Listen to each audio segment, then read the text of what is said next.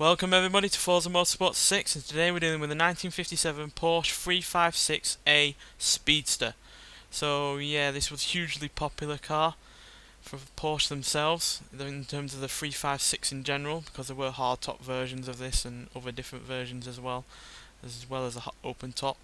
But yeah, it was produced between 1948 and 1965, and 76,000 of these were produced over that lifetime, which is a huge amount. Even today that would be considered a success, but for Porsche it was absolutely brilliant, quite frankly. And yeah, it was even around even after the 911 had been introduced for a couple of years, so that just shows how successful the car was. But unfortunately only around half of them survived now, because their unibody construction meant restoration was pretty difficult if it ever got rust on it. So yeah, sadly only half of them survived, but then again, it's just made them all the more rare and all the more desirable.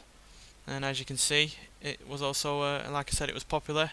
And that's in one respect was because it was pretty sparse in here, which made it cheap. And cheap cars that look great and drive great and quite frankly are cheap to run were hugely popular back then, with the likes of the Beetle, etc. like that as well, being a huge success as well. So yeah, this was also an instant success in the likes of South California, because yeah, convertible that looks great, that is also cheap to run and cheap to buy, is bound to be popular in the sunshine state of California. So yeah, pretty popular over there. And then yeah, let's get down to the engine, which is one of the less good things about it, but it's still pretty decent for the time. It's got a 1.6 litre flat 4 engine, which is naturally aspirated, and it produces 60 horsepower and 81 pounds-feet of torque, which granted isn't a lot at all, but it did help its popularity, because a small engine with not all that much power is going to be cheap to run, easy to drive, and yeah, not too dangerous in terms of performance either, especially considering it's a rear engine car and rear wheel drive as well. And yeah, but it also helps that it also doesn't weigh all that much, 1,676 pounds, which is pretty damn light, and helps the car use all that power that it has. So yeah, we're going to take this out onto the track, because talk about performance, you have to be on a track. So yeah, see you when we get there. So yeah, welcome to Virginia International Raceway. We're going to take this car around on the first lap and talk through it on the second lap.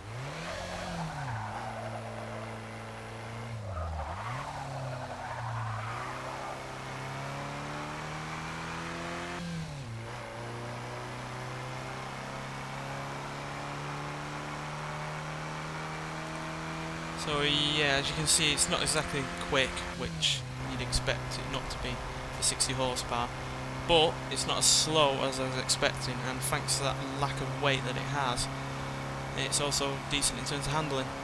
but obviously the soft suspension of the decade and the rear engine, rear wheel drive layout does make it a bit of a handful at times, but it's still fun nonetheless.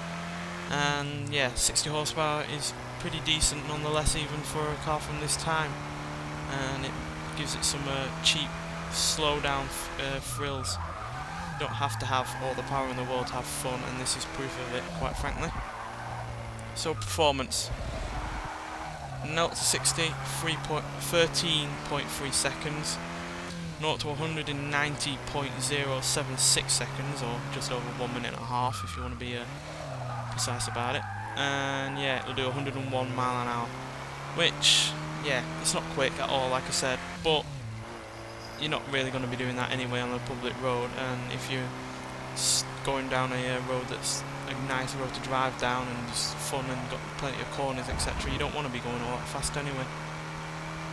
This is more of a cruiser than a out and out sports car, even though it was branded at the time as a sports car, and no doubt it would have been classed as a sports car because there weren't that many seen as like that at that time, and certainly not any as cheap as this, or as easy and cheap to run either. So yeah, on the whole, pretty damn good as far as I'm concerned. Fun to drive, really nice to look at. I do love the look of it, quite frankly, and yeah, a nice history to it as well, quite frankly, being as big as a hit as it was, and being produced primarily for the cheap sports car market. 1,171 of these cars were made in this 1 year, though they did start to decline after that. So yeah, it's still a pretty rare car, and even rarer when you realise that only half of the 356 brand exists today.